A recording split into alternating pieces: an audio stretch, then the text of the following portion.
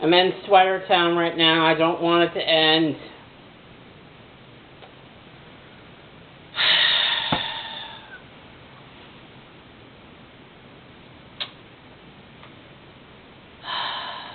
Alright, well, I can't keep putting it off. I might as well just... Well, this is it. The last one. We are at not only the finale of Season 9, but we're at the series finale of Friendship is Magic itself.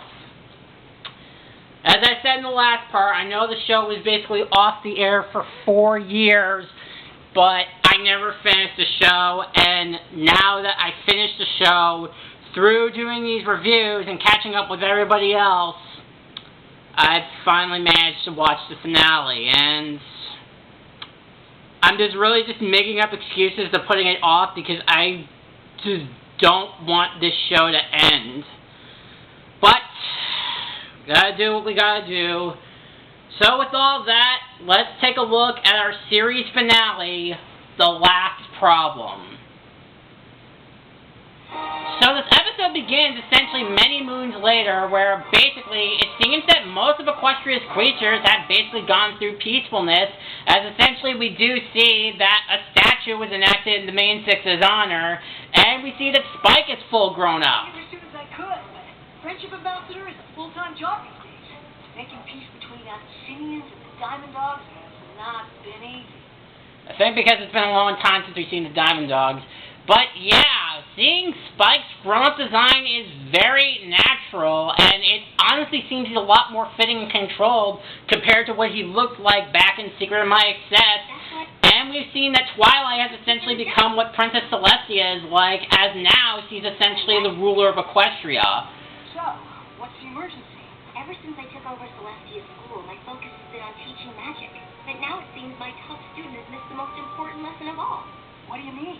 Let's just say it'll be good to have my royal advisor and friendship ambassador by my side. Your Majesty, she's here. Send her in, Gallus. Yeah, and it turns out that Gallus actually grew up to be one of Twilight's guards. I guess he really was the magic of the Young Six's friendship. So yeah, so thus we then meet Twilight's protege, Luster Dawn. And I think we also see in the background in the background in the shot before we cut away from Gallus, it seems that Flurry Heart also took up the crown of the Crystal Empire. So essentially Luster Dawn comes in to talk to Twilight, who essentially says that she thinks that friendship is a waste of time, while Spike kind of freaks out about it. Friends? I was hoping to set up an independent course of study. I want to accomplish as much as you have someday. It'll be hard to do that without friends. I'm not so sure. Friendship looks like more of a distraction than anything else, and ultimately, a waste of time. What? I know you and your friends accomplished a lot together, but that was so long ago, and as far as I can see, you rule by yourself now. Hello, royal advisor right here. And I don't think there's anything wrong with that. In fact, I think it's better. Huh. I like how Luster Dawn just continuously tries to talk to Twilight, but just straight up ignores Spike. But yeah, essentially this is basically kind of a full circle moment where it's essentially Luster Dawn was exactly like how Twilight was in the beginning of the show, and essentially now it's the roles are reversed, where Twilight is now in the Celestia position and Luster is in the Twilight position. So after the proclamation and saying that she wants to basically not learn about friendship, Twilight gives us a little bit of story, which is basically something that had happened after the defeat of Cozy, Chrysalis, and Tyrek. It won't, and there's no guarantee it'll last. They can be complicated, they can be messy, and they never go the way you plan. Friendship is a hard thing to navigate. I remember the first time I realized it might not last forever.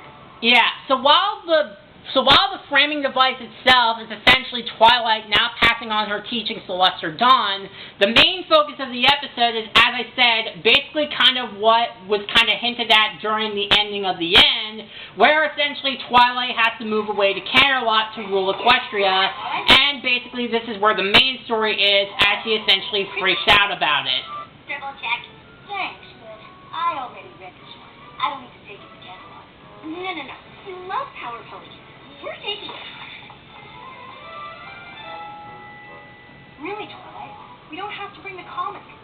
sure how much longer I'll collect it.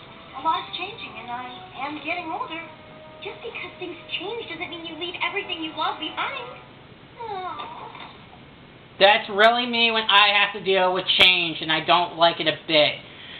So Twilight essentially says that while she is ready to leave Equestria, basically the difficulties of leaving her friends in Ponyville behind is what's really getting to her. Canterlot doesn't mean I'm ready to leave Ponyville.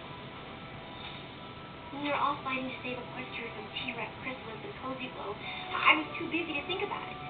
But now And also, side note, we do see that Bonbon and Lyra got hitched. it's all happening at once. What is? The coronation, moving, leaving our friends. I thought we'd all be ruling Equestria together. Of course we will, but it won't be the same. They all have lives here. We're moving away and they're not, and I can't help but feel like we're leaving them behind. What if we all just drift apart? And essentially that really is the natural fear of basically drifting apart from friends, is that essentially when you move away, you might never see them again, or even talk to them at all. So this reaction is essentially natural. So Spike suggests to Twilight to essentially each talk to the other members of the main six to see them off, but it seems that everything seems to be going fine in preparation for the coronation. She starts off with Sweet Apple Acres, where she tries to talk to Applejack, who are basically delivering the drinks for the coronation, but she seems to be fine. Of course not. Change is natural, like the seasons. That's just like on a farm. I guess so. Anywho, I really need to get all these boxes packed and sorted. There's a lot more work now that the folks beyond Equestria are coming to the coronation, too. Yeah. We then cut to Pinkie Pie's secret parting planning cave, where essentially she's preparing for all the desserts, and she seems to be fine about it as well. I'm not convinced Tommy really took care of the fireworks. But what about after the coronation? Don't you think things are going to be different? Well, I'll be in charge of all the Canterlot Gallows from now on. I'll have to go there a lot more, so I guess that's different, but I don't think I mind. I think it goes to show that Pinkie's basically party planning has come to full fruition. So Twilight then tries to talk to Fluttershy about it, but she seems to be okay too, as she's essentially organizing the animals to essentially put on her crown and such to prepare for Twilight's coronation. I don't get to ride, since the trip's too much for your little wings. We need everyone in tip-top shape for the coronation. Glad we got the chance for one last rehearsal. Everyone's so excited. But I can't imagine anybody's more excited than you.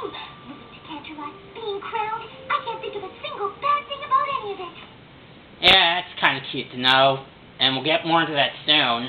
We then see Rainbow Dash essentially kind of leading a performance for the Wonderbolts in honor of Twilight, but apparently the performance is complicated even for Soren and Spitfire. Of course. And I know we can pull it off. Sorry, Twilight. I don't have time to talk. We've got a lot more work to do before the coronation. We then basically cut to Rarity, who essentially is also making Twilight's dress and having a little bit of help. They go for a short while after this fun. They won't have much time to weave the sash, but the effects will be dazzling. You see, darling, change can be fabulous if you embrace it. But apparently it's this talk that essentially gets Twilight really upset about it, and honestly for good reason.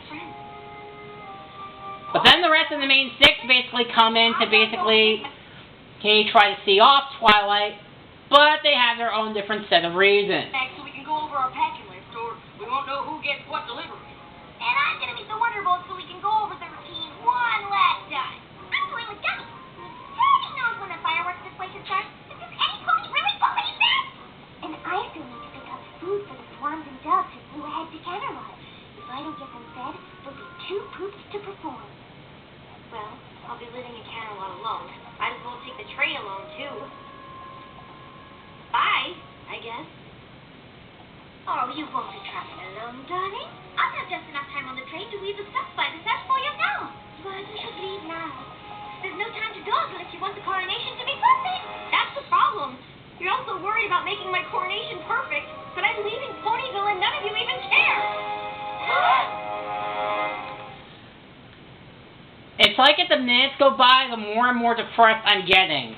So then we cut back to the present, where Luster basically assumes that because of this, they essentially drift apart, but Twilight explains that's not really what happened, as we do find out that the rest of the main six are really just upset about the whole thing as Twilight is. Of course we care that you're moving, Twilight. I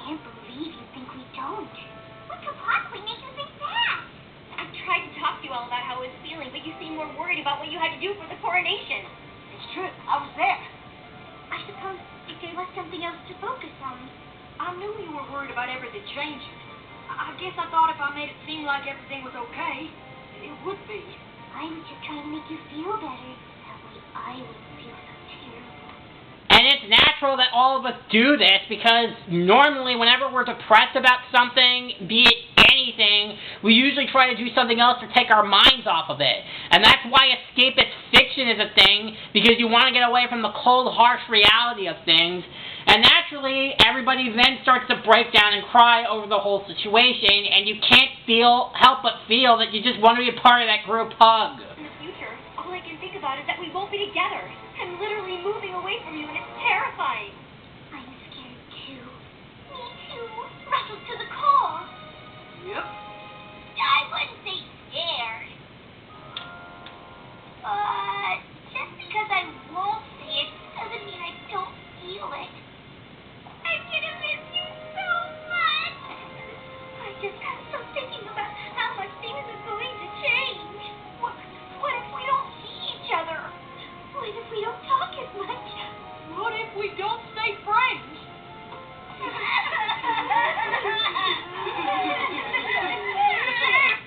When Rainbow Dash is crying, you know it's the sad thing, and I generally think that this is kind of the reaction that the writers and pretty much everybody in the fandom was going through when this first came out. No, it's weird, but knowing you're all as upset as I am actually makes me less worried.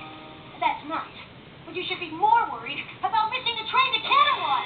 So they end up getting on the train as essentially the main six want to stick together, and pretty much Applejack is pretty much on his own. Well, Big Mac is pretty much on his own to deliver all the apples. I don't have the snacks the Dubs and Swans will need to perform after their long flight. I'd better find the food cart. And everybody else is kind of, well, the same thing. Wonderful! Where's the coronation team? Well, they waited, but when you didn't show, they thought you must have meant to meet outside the Canterlot. The only thing I worry about is Gummy handling the fireworks display. I'm sure it's fine. Well, it could always be worse. And naturally it gets worse when a herd of sheep is blocking the train. So then we cut the Canterlot with Twilight running in to meet up with Celestia and Luna. Or coronation. Although, it would be nice to get started. Are you ready? No! She can't possibly be crowned without her coronation gown. Very well. So Celestia and Luna essentially buy time where we see all the different races of Equestria basically coming together to celebrate this honorable coronation. My sister and I have ruled this land for quite some time, but even we know that change eventually comes to us all. And though we know it can be unsettling, it's as natural as the rising and setting of the sun and the moon, both of which my sister and I feel confident leaving in the host of post. You look amazing. Oh, and look. And so, without further ado, I give you the new ruler of Equestria, Princess Twilight Sparkle. Oh, there's a trip me. Sorry. And then we see Celestia and Luna's crowns merge into one, making Twilight the official new ruler of Equestria. But essentially, the star spires that were helping making Twilight's dress, as Rarity didn't notice, they also got on her as well. And essentially, this freaks them out as well as freak out all the animals. Oh dear. I will find the snacks, I promise. But it's all I could find. Well, dash or no dash, Twilight's about to get that crown. Wonderful! Roll out! So naturally, as you predicted, essentially the whole thing naturally becomes a bit of a disaster, as pretty much everything as you expect goes wrong. Coronation was such a disaster that you and your friends never really recovered, and that's why you all drifted apart. Well, you're half right. Yeah. Coronation wasn't a disaster, and your friendships just faded away over time? Not exactly. Yeah, so basically, Luster Dawn is under the assumption that its friendships fade away over time. It's not really all that possible, but Twilight actually basically made something possible that we're going to get into shortly. We basically then cut in... Sorry I'm late, but Yeah, so basically kind of give the spoilers, we then kind of catch up with what the rest of the main six has been doing, and what we're seeing, we're going to find out, Pinky actually had a baby with, believe it or not, Cheese Sandwich.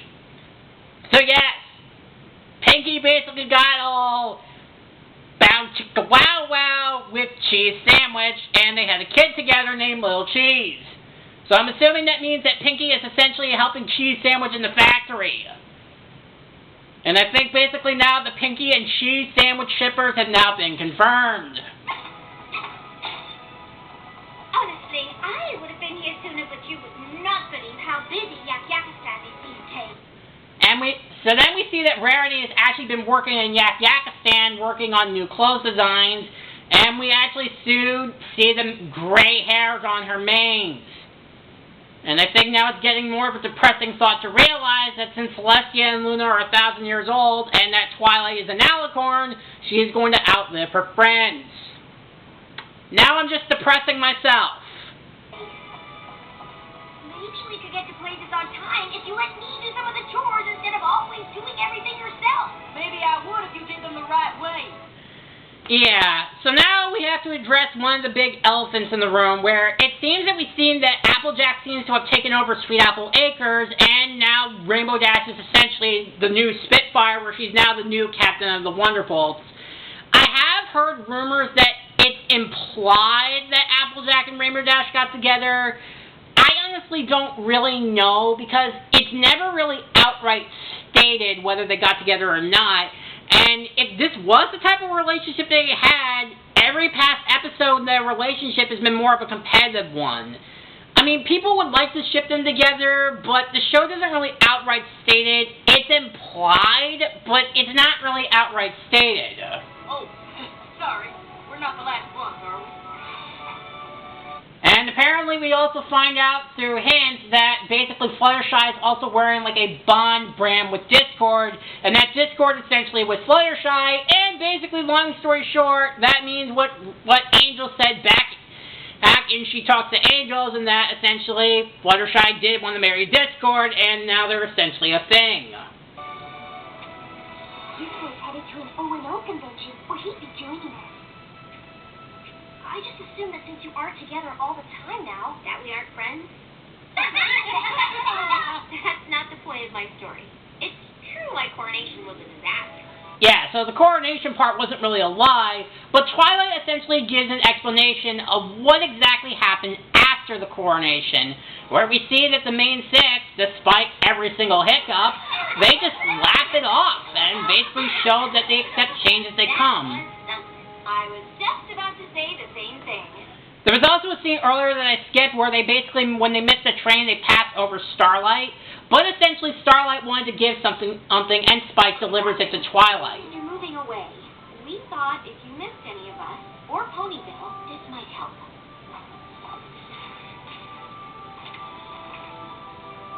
Aww, it's a book of memories.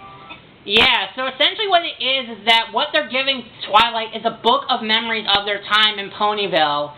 And it kind of mirrors what I did, because about close to this time last year, when one of my good friends from college graduated, I basically gave her a collage of basically some of my favorite shows, video games, aimed in a message saying good luck in California, because she said she had dreams of going to California to be a professional dancer, and I basically sent her a collage of female characters that remind me of her, because she's just a strong, independent badass in every sense of the word.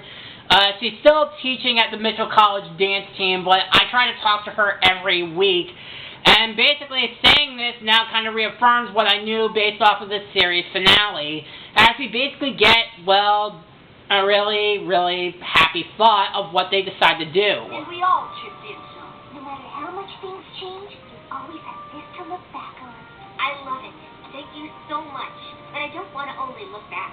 Obviously the coronation wasn't perfect. But that doesn't matter. It's our relationships that really count. And we have to maintain them. But now that we'll be living in different places, I'm not exactly sure how. I am. I suggest we meet once a moon. In fact, my first royal decree as ruler of Equestria is to establish this Council of Friendship.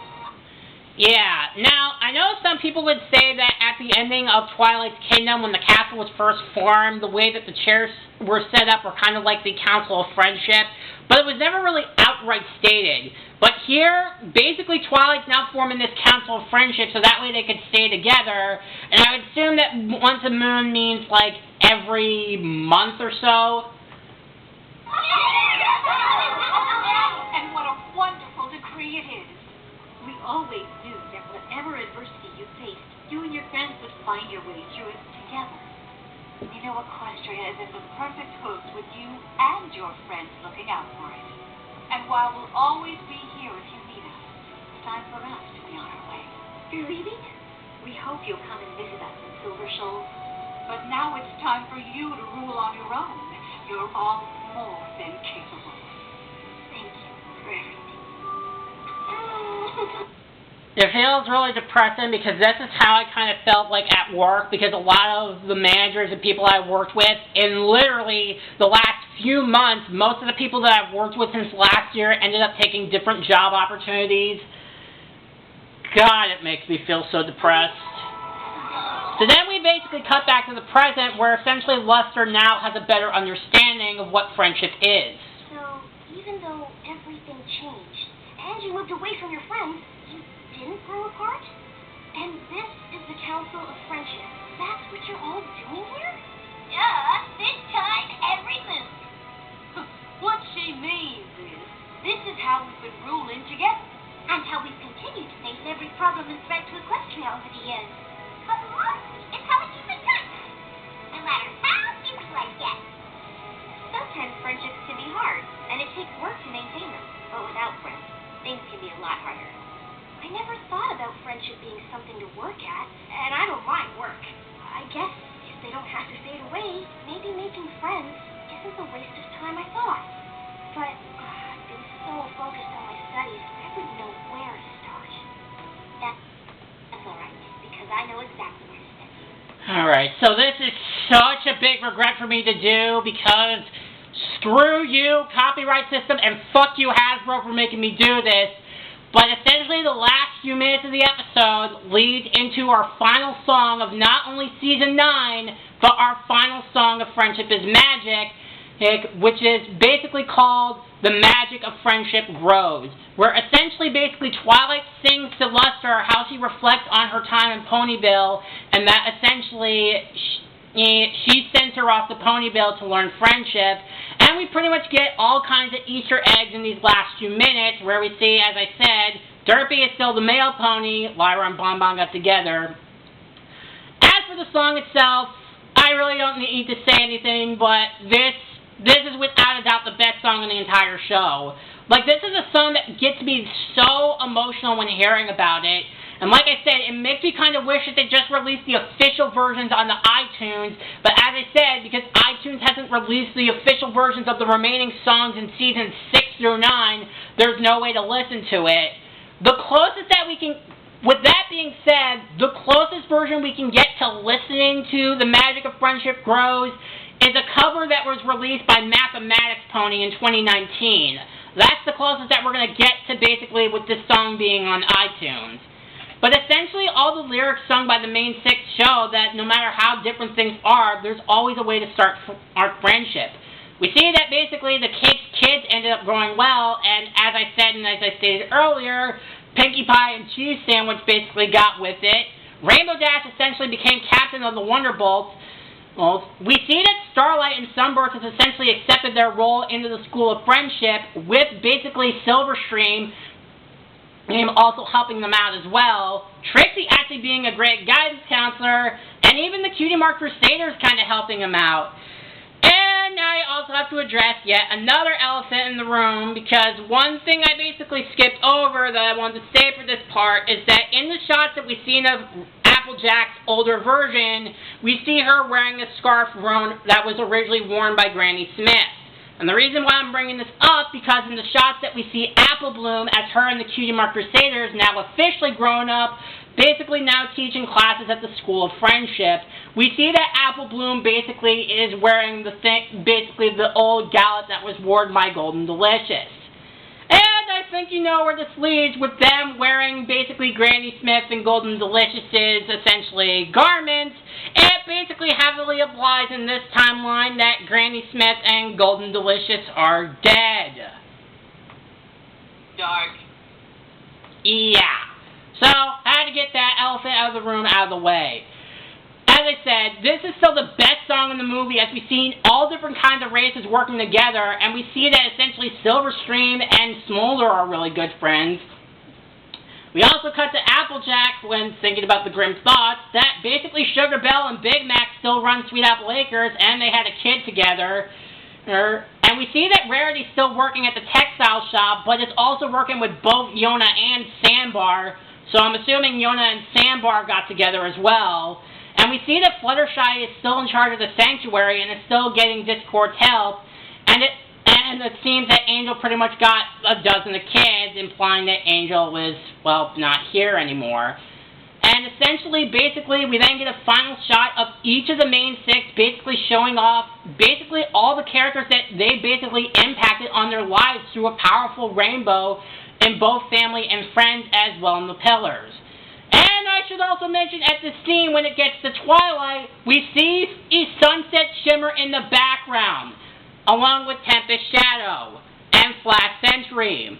So essentially, this is literally the only time that this show not only acknowledges Sunset Shimmer, but it also acknowledges the Equestria Girls series, and it makes us feel screwed over. And it basically all ends with the magic of friendship growing, and essentially Lester Dawn accepting friendship and going off to Ponyville to start meeting new friends.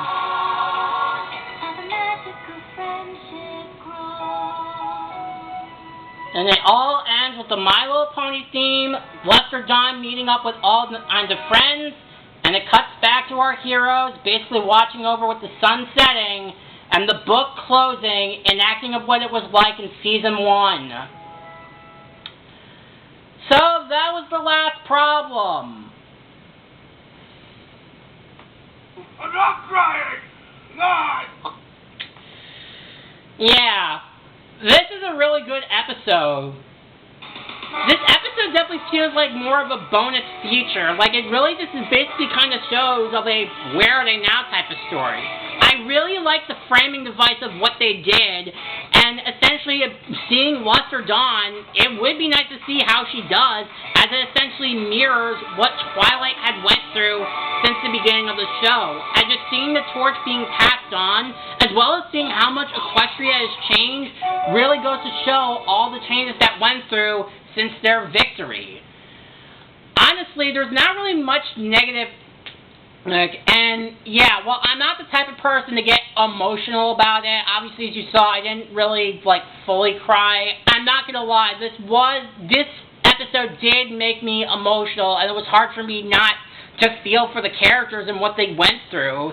And of course, the magic of friendship, without a doubt, I think is officially the best song of the entire show. So they clearly saved the best song for last. So yeah, I honestly didn't know what I was going to feel about this episode, since it was hard to top, basically, the ending of the end, but it's definitely a top-tier episode, and it's a really great series finale. So, my final ranking for the last problem is an A+. It is a solid episode with some minor tweaks, but I'm not getting too high-strung on it. It is a really, really solid episode and a really great closer to Friendship is Magic.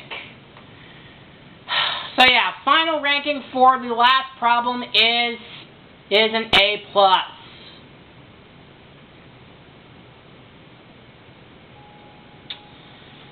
And with that, I cannot believe I did this, but with that was every episode of My Little Pony Friendship is Magic.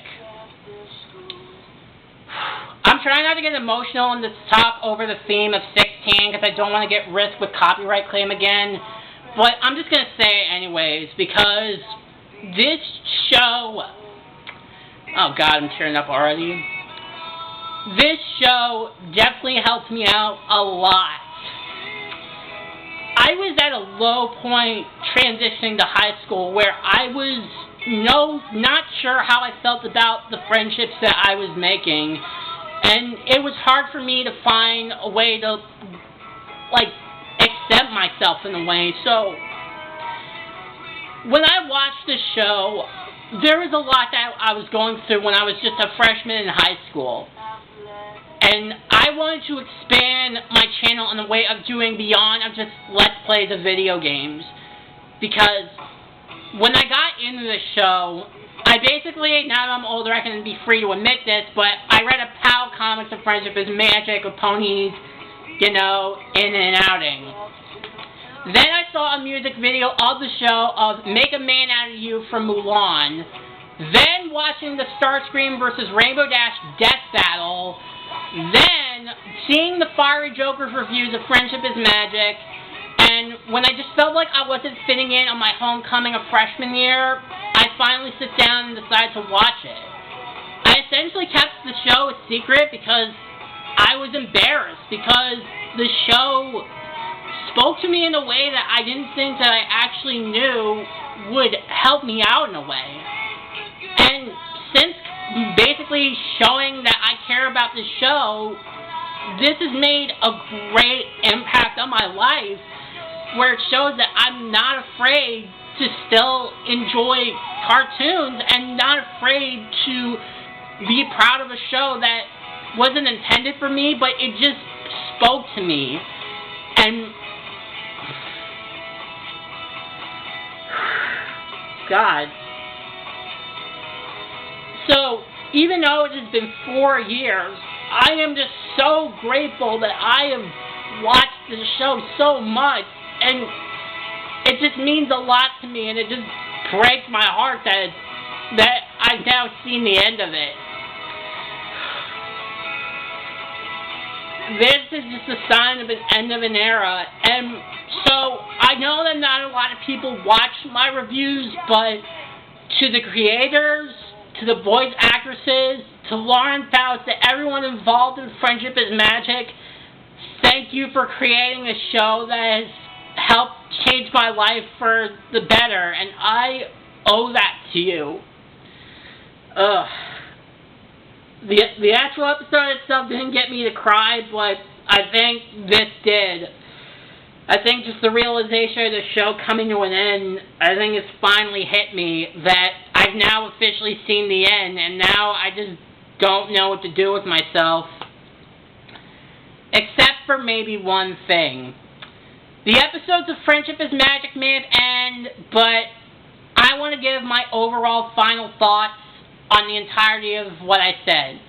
I said way back in my review of Owl's Well That Ends Well, I wanted to do a list of my favorite episodes of every season, of what I think is the worst to what I think is the best. So even though Friendship is Magic has ended, I'm not done with the show yet. So you know what? I'm going to go back to the beginning, and essentially I'm going to do what I said back in my Owl's Well It Ends Well review, and basically start doing my countdown lists of my favorite episodes from Season 1 all the way through Season 9. Not a list of the entire show, just the individual seasons. So next time, I will be doing the first of my countdowns of the top 24 more episodes of My Little Pony Friendship is Magic Season 1. I'll see you guys then. Let the magic of friendship grow. Bye.